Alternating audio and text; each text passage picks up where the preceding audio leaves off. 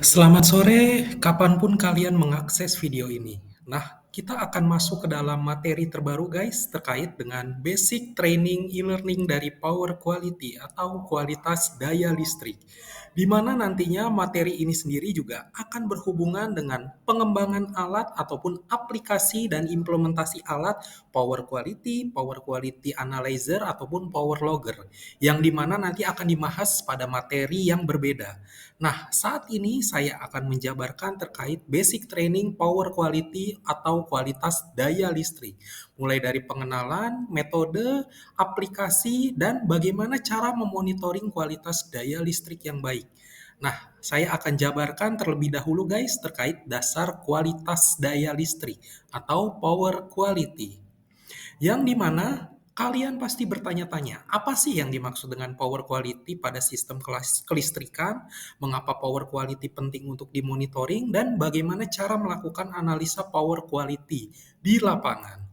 Nah, secara singkat, kalian juga wajib mengetahui apa itu power quality. Power quality adalah standar kualitas daya listrik baik ataupun buruk. Apakah kualitas daya listrik yang kita gunakan itu dalam ambang batas aman ataupun terdapat anomali ataupun masalah yang dapat menyebabkan suatu sistem kelistrikan mengalami kerusakan, ataupun kasus terparah dapat menyebabkan kegagalan sistem, berhentinya kegiatan operasional, dan beberapa masalah lainnya guys. Sehingga kualitas daya listrik itu sendiri wajib dalam keadaan baik untuk mencegah terjadinya kerusakan yang jauh lebih parah. Nah, pada slide ini guys, ini merupakan dampak dari power quality yang buruk. Dapat menyebabkan panel listrik ataupun komponen isolator dan komponen penunjang lainnya pada sistem kelistrikan mengalami kerusakan, seperti kebakaran akibat adanya overheating yang diakibatkan dari pelonjakan tegangan, pelonjakan arus, yang dapat menyebabkan kerugian, terkhususnya kerugian biaya.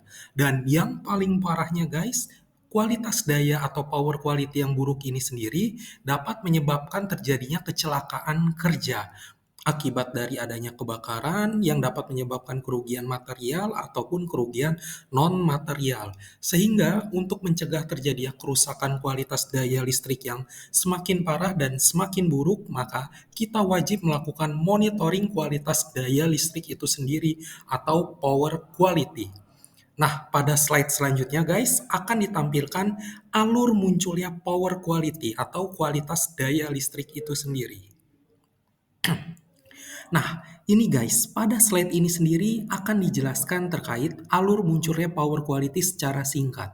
Nah, secara singkat guys, kualitas daya listrik itu sendiri dapat kita lihat dari dua sisi. Dari sisi sumber atau penyedia energi listrik, penyalur energi listrik, dalam hal ini kita sebut sebagai PLN guys. Atau kita juga dapat melihat kualitas daya listrik baik atau buruknya itu dari sisi kita sebagai customer atau pengguna energi listrik guys. Jadi kalian itu sendiri tidak bisa menjudge, oh kualitas daya listrik ini telah buruk dari PLN sehingga kita wajib komplain ke PLN. Nah, itu tidak bisa seperti itu guys. Kualitas daya listrik itu sendiri wajib dimonitoring baik dari sisi sumber atau penyedia energi listrik, hal ini sebagai PLN, dan dari sisi customer ataupun dari sisi beban yang kita gunakan. Bisa jadi beban yang kita gunakan itu bersifat non-linear ataupun unbalanced guys. Ada motor listrik, inverter, dan lain sebagainya yang merupakan salah satu beban kelistrikan yang menjadi sumber utama masalah power quality menjadi buruk guys. Sehingga kita tidak bisa semerta-merta langsung menjudge, oh ini dari sisi PLN sudah mengalami kerusakan ataupun kegagalan kualitas daya listrik yang buruk. Sehingga monitoring kualitas daya listrik wajib dilakukan dari dua sisi, dari sisi sumber ataupun dari sisi customer ataupun dari sisi kita sebagai pengguna energi listrik, guys. Nah, baik. Nah, ini untuk slide selanjutnya guys, standar power quality yang biasa kita gunakan.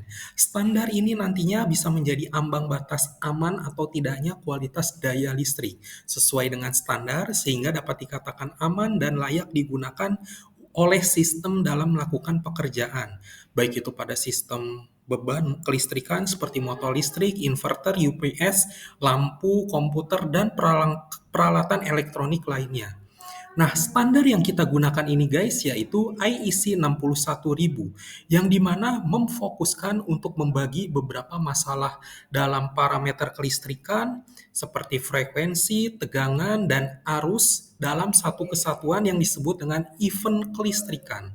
Nah, event kelistrikan ini guys secara sederhana disebut juga sebagai beberapa masalah yang terjadi pada parameter kelistrikan utama, baik itu tegangan, arus, ataupun frekuensi. Dan standar IEC 61000 ini sudah membagi beberapa masalah ini dalam tiga parameter utama, yaitu pada parameter tegangan, arus, dan frekuensi, guys.